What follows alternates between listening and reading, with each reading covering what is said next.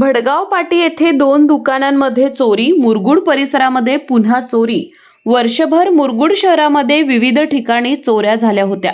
त्या चोऱ्यांचा तपास अद्यापही लागला नसतानाच मुरगुड शहरापासून जवळ असणाऱ्या भडगाव पाटी येथे 2 दुकानांमध्ये चोरी झाल्याचं दिसून आलंय। यावेळी चोरटा सीसीटीव्ही मध्ये दिसून आला आहे।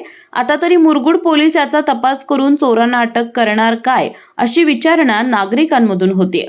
भडगाव पाटी येथील दीपक चौगुले यांच्या मालकीचे रिया बेकरी आणि प्रमोद चौगुले यांच्या आदित्यराज पान शॉप मालकीच्या दुकानांमध्ये पहाटे 4 ते 5:30 दरम्यान चोरट्याने चोरी करून मुद्देमाल लंपास केला। या चोरी दरम्यान रिया बेकर्स या ठिकाणी असणाऱ्या सीसीटीव्ही मध्ये हा चोरटा दिसून आलाय। या संबंधी तक्रार चौगुले यांनी मुरगुड पोलीस स्टेशन येथे केली असून मुरगुड पोलीस पुढील तपास करतात। मात्र वाढत्या चोऱ्या पाहता मुरगुड पोलीस या चोरीचा छडा लावणार काय, याकडे लक्ष लागून राहिलं आहे। केके न्यूज साठी कागल प्रतिनिधी ओंकार पोतदार।